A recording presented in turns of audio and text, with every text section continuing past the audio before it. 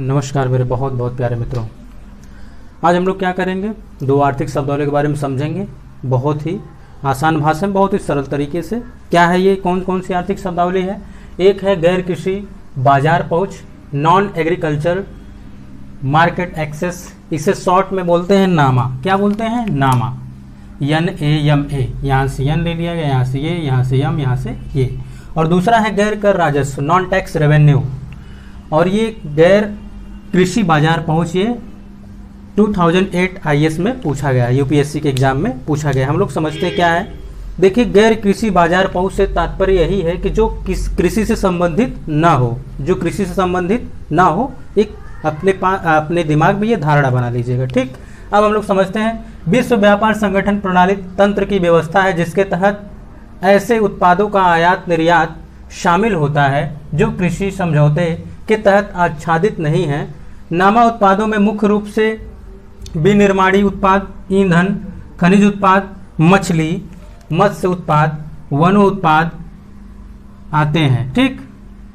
विश्व के बाजार में नामों का नामा, ये जो नामा है इसका जो उत्पाद, ये 90% इसका क्या है, कंट्रीब्यूशन है, ठीक। नामा उत्पादों की पहुंच विश्व के सभी बाजार तक सुनिश्चित करने के लिए प्रशुल्कों में कटौती किए जाने का भी एक फार्मूला तैयार किया गया है। इसका मतलब क्या हुआ, यानी कि जो कृषि से संबंधित ना हो, वो कौन कौन से हैं? विनिर्माण यानी मैन्युफैक्चर जो गुड्स हैं, ठीक। और ईंधन का मतलब क्या होता है? जो ईंधन के रूप में इस्तेमाल किया जाए, फ्यूल के रूप में इस्तेमाल किया जाए। और खनिज यानी मिनरल्स उत्पाद के रूप में, मछली हो या इससे संबंधित कोई उत्पाद हो, वन का उत्पाद जो हो, ठीक। ये सारे क्या आएंगे? गैर कृषि बाजार पहुंच के अंतर्गत आएंगे, ठीक। किसके अंतर्गत आएंगे? गैर कृषि बाजार पहुंच के अंतर्गत आएंगे। इसमें क्या होगा? इसका आयात और निर्यात होगा, ठीक। इसी से संबंधित ये है। और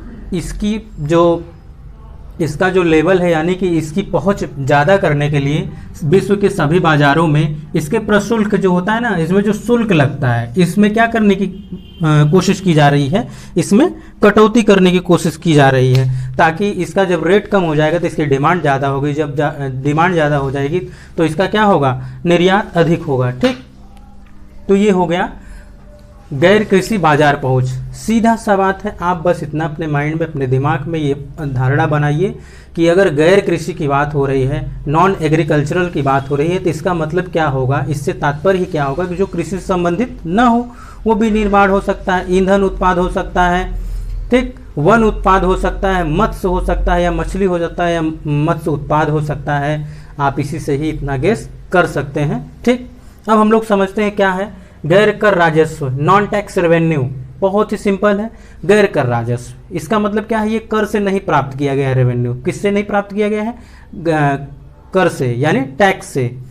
कि ऐसा रेवेन्यू जो टैक्स से ना प्राप्त किया गया हो, ऐसे रेवेन्यू क्या बोलेंगे? गैर कर राजस्व, ठीक है ना, सिंपल।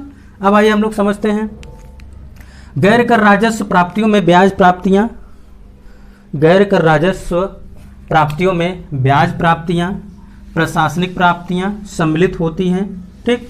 ये क्या होती है? ब्याज प्राप्तियां, यानी कि किसी को लोन दिया गया, किसी स्टेट को, या फिर मान लीजिए कोई गवर्नमेंट ने किसी दूसरे गवर्नमेंट को क्या किया, या फिर किसी दूसरे कंट्री को क्या किया, इसने लोन दिया, ऋण दिया, तो उस ऋण के बदले इसको जो ब्याज प्राप्त होगा, तो ये है ब्याज प्राप्तियां। प्रशासनिक प्राप्तियां ये होती है जो प्रशासन के द्वारा इनको क्या होता है? डेली गेन होता है, लाभ होता है जो प्राप्त होता है, जो टैक्स के बदले नहीं होता है। इस बात को अवश्य ध्यान दीजिएगा, जो टैक्स के बदले नहीं प्राप्त होता हो, टैक्स के अलावा, ठीक, सम्मिलित होती है, उसी को बोल देते हैं, ठीक।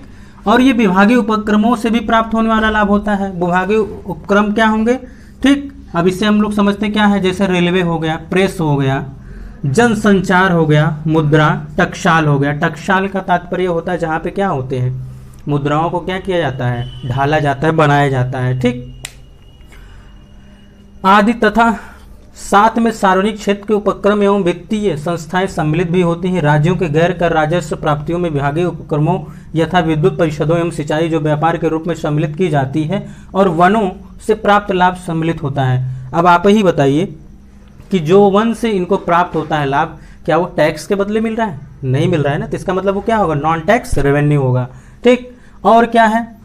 जैसे किसी उपक्रम के द्वारा इसे कोई लाभ मिल रहा है, मान लीजिए हम लोग समझते हैं, जैसे आप लोग जानते होंगे बीएसएनएल जो पहले क्या था, सरकार की क्या थी, एक उपक्रम थी, उपक्रम कंपनी थी, इतने टाइम तो नहीं है, इसका भी प्राइवेटाइजेशन हो गया है थोड़ा बहुत, ठीक। अब क्या हो गया, इससे जो प्राप्त लाभ होगा, इससे जो प्राप्त लाभ होगा यानी प्रॉफिट होगा या गेन होगा, क्या ये टैक्स के बदले मिला है? नहीं ना।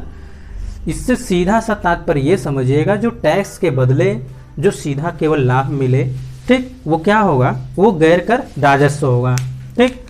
अब ये चाहे ब्याज के बदले मिले, चाहे प्रशासन के माध्यम से मिले, ठीक, चाहे वो रेलवे किससे मिले, चाहे प्रेस से मिले। प्रेस क्या होता है, जिससे छपाई होती है, गवर्नमेंट का भी एक पब्लिकेशन होता है, आप लोग जानते होंगे कि गवर्नमेंट भी क्या करती है, अपनी कुछ पुस्तक हो गया, कोई मैगजीन हो गई, उनको क्या करती है, ये उसका संपादन करती हैं, ठीक।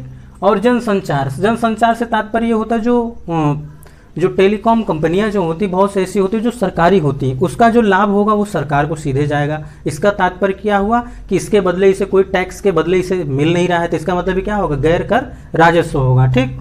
मुद्रा के बदले, यानी कि अगर ये मुद्रा छाप रही है, क्या होता है कि कभी कभी बैंक क्या करती हैं, बैंक कभी कभी ऐसा होता है, आपने किसी बैंक में अकाउंट खोला है, अगर उसमें मिनिमम एक होता है स्टोरेज, यानी कि मिनिमम अगर आपके अकाउंट में इतने पैसे नहीं रहेंगे तो उस पर चार्ज कटते हैं। ये जो चार्ज कटता है ये भी तो जाता है सरकार के पास, यानी कि ये बैंक के पास जाता है। बैंक के पास अगर मान लीजिए सरकार के ही पास है, ये भी तो बिना टैक्स के ही माध्यम से मिला कि नहीं ये, यानी ये कर के बदले इसको प्राप्त लाभ नहीं है। इसका मतलब यही हुआ, ये भी गैर कर राजस्व है। क्या है ये, नॉन टैक्स रेवेन्यू है। नॉन टैक्स रेवेन्यू से सीधा सा तात्पर्य यही है, अपने माइंड सेट में, अपने दिमाग में ये धारणा रख लीजिएगा, जो कर के बदले न प्राप्त हो, यानी जो कर के अलावा प्राप्त किया गया धन हो, लाभ हो, मुद्रा हो, रेवेन्यू हो, रेवेन्यू शब्द इसके लिए इस्तेमाल किया जाता है, जो कर के अलावा प्राप्त किया गया, जो कर के अलावा किसी और से प्राप्त किया गया रेवेन्यू हो, उसी बोलते हैं नॉन टैक्स रेवेन्यू। क्या बोलते हैं उसे, नॉन टैक्स रेवेन्यू। तो मित्रों, आज हम लोगों ने दो आर्थिक शब्दावलियाँ, दो महत्वपूर्ण आर्थिक शब्दावलियों के बारे में चर्चा किया है, जो एक बार पूछा भी गया IAS 2008 में, आप देख सकते हैं, ठीक। पहला है गैर कृषि बाजार पहुंच, नॉन एग्रीकल्चरल मार्केट एक्सेस यानी नामा, ठीक।